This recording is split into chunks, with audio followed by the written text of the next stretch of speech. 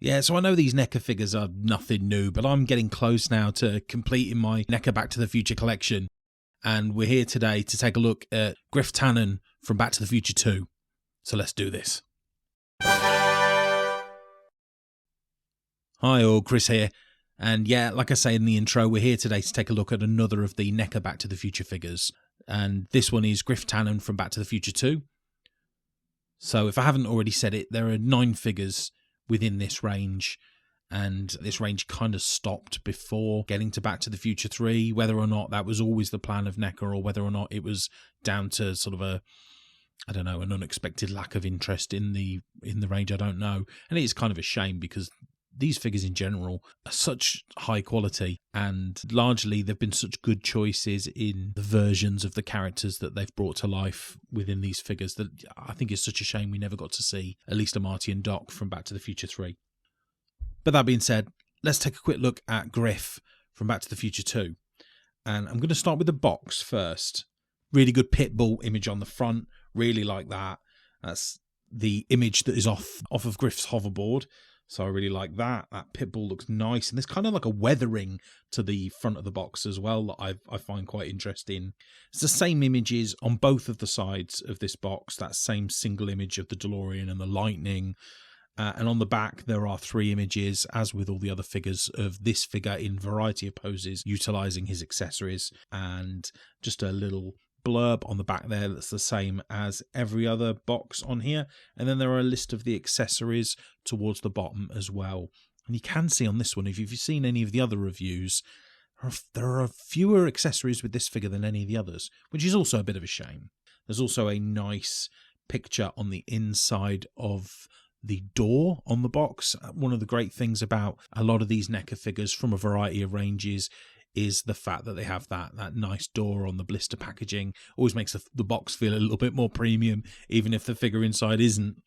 So yeah, let's leave that box be, and let's take a look at the figure himself. So I've got the figure out with all the accessories, and I think what we'll do first is take a look at the figure himself, because very striking looking figure.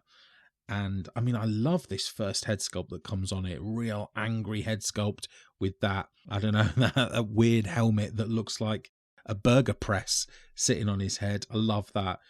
This jacket as well. Wow. You know, the level of detail and the texture on this jacket. You know, there is a lot of sort of 3D elements on this jacket here. And I'm also fascinated by this sort of mesh t-shirt that he's wearing underneath. Why was it in the 80s that mesh was just what people wore in the future? I'm so glad it didn't come true. I definitely couldn't pull mesh off. But yeah, I really, really like that jacket. Loving the detail on this belt as well. The tiny painted details on this belt are fantastic. I love the attention to detail on here, and that sort of weathered brown colour behind the main part of the belt looks really weathered and used as well. Very realistic. I also love the chainsaw buckle on there as well. I think that little glove that he's wearing there looks really effective, but it's this hand that's got a lot of detail on it. Another bit of mesh, but that metal work, sort of that augment that he's wearing around his wrist. Again, the painted details on it and sculpted details are all really effective. So not just the jacket, the trousers as well, the pants also have some really interesting fabric detail going on. The sort of little squares and notches that he's got all over the material are very effective, feel very realistic.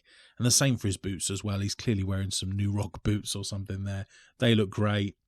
So I'm super impressed with this figure. I feel like it's an excellent representation of the version of Griff that we see on the screen.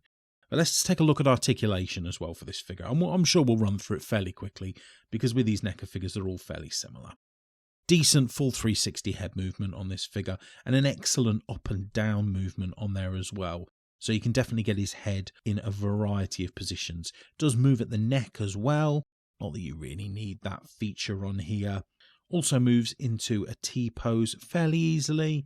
It's not the highest, but for the purposes of this figure, I think it's more than substantial. And there is also a double joint in the elbow, which moves nice and easily there, as you can see. And I like that the edges of the joints are hidden nicely by the material. And decent pivot and twist in the wrists. So that's very useful as well. There's a lot of posability options there, especially when holding his bat that comes with the figure. A reasonable ab crunch on here. I think that for the purposes of this figure, it's fine. But I reckon with some modding, you could definitely get that forwards ab crunch working a little bit better. There's also excellent twist in the, well, I say excellent, average twist in the waist as well. And a decent twist on the upper torso. The tops of the legs move absolutely fine, and there's not a great deal of gapping that you can see around the tops of the legs, so that's good. There are only single joints in the knees, and they move slightly less than 90 degrees, so I think that's the one piece of posability that lets him down a little bit, especially considering he's supposed to be posed onto a hoverboard. Reasonable twist in the ankles, but again, not a great deal of pivot or movement in that. So when you're trying to pose him onto that hoverboard, you're kind of limited with how he stands on it, which is a little bit of a shame. But yeah, average articulation, I'd say.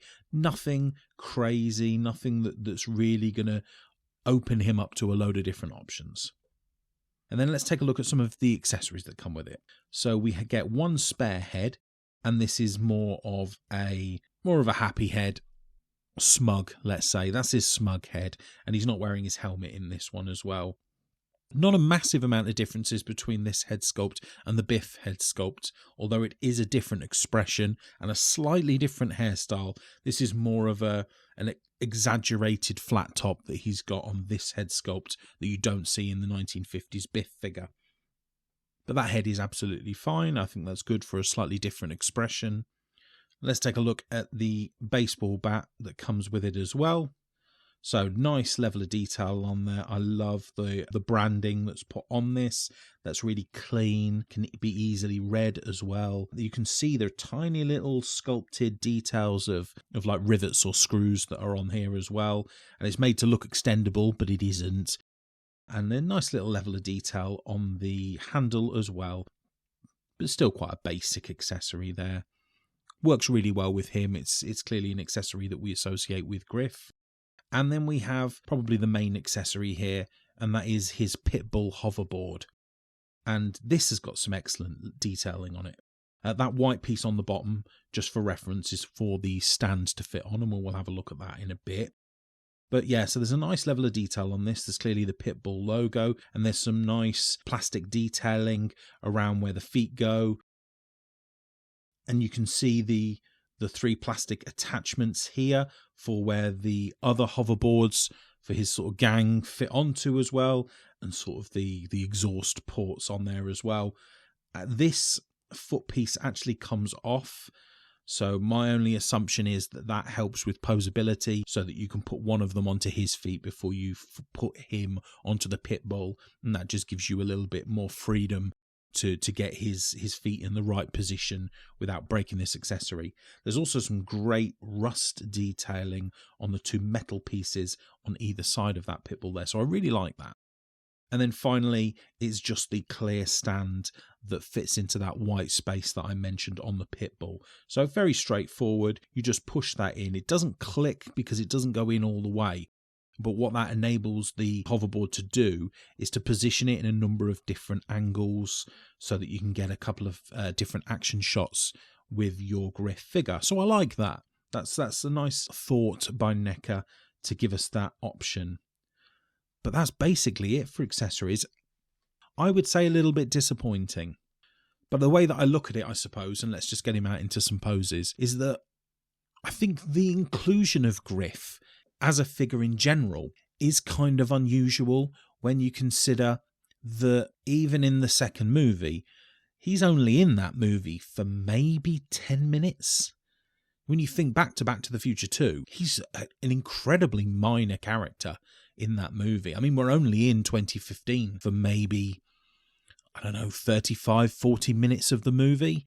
And then we go straight back to 1985 and 1955 again. So actually, old Biff is in this movie just as much as Griff is, if not more so. And definitely a more pivotal character to the plot than Griff Tannen is. Griff is literally in one scene to replace Marty McFly Jr. on the newspaper article, you know, to take the heat for the criminal incident that occurs at the clock tower. But that being said, you know, NECA have got that mould, and he is a really effective looking figure. He's something different. And, you know, it's rich of me to make points about why we're getting Griff when he's not in much of the movie, when 90% of the other figures in this range are different variations of Doc and Marty. So I do welcome us getting a different figure, don't get me wrong. You know, I would have loved to have had a Mad Dog Tannen figure, considering he's in a considerable amount of the third movie. But that being said, I think this figure is fairly effective. And what I was trying to get at is perhaps they have given us less accessories because he had less, you know, he is less of a presence in the movies, and therefore there isn't quite as much to actually associate him with.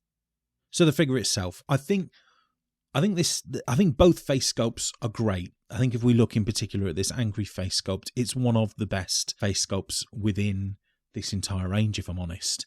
It's really clean.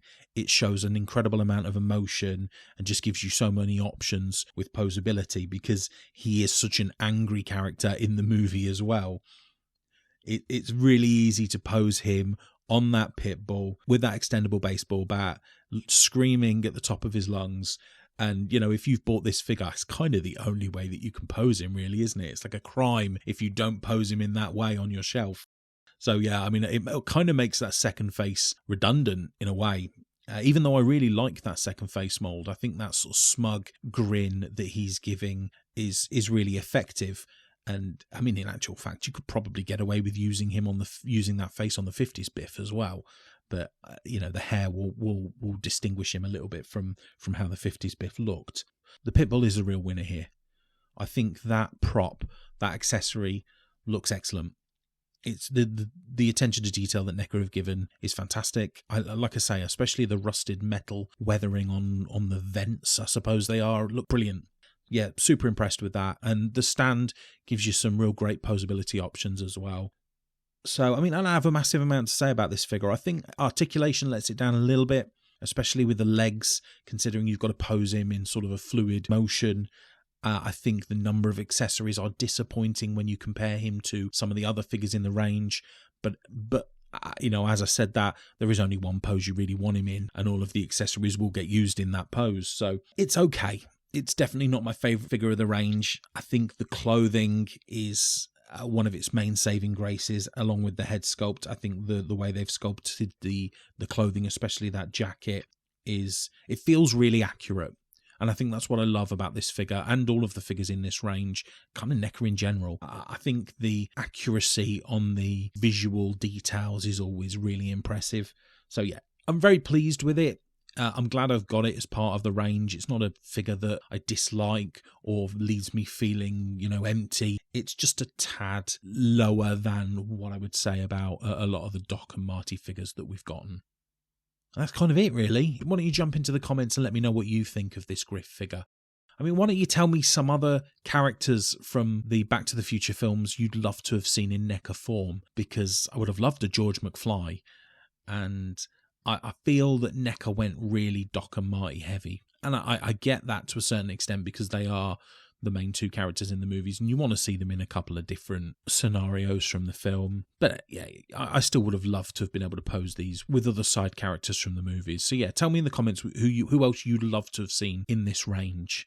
And also, please give a like to the video if you've enjoyed it. Hugely helpful to me. And also, why not subscribe to the channel for more reviews and news? We've only got a couple of figures left in this range now, so I will be coming out with those figures soon. But yeah, please come and join us. Our community would love to have you. And if Back to the Future figures interest you, why not check out this video next? Thanks ever so much for joining me today. I hope you all take care. Bye-bye now.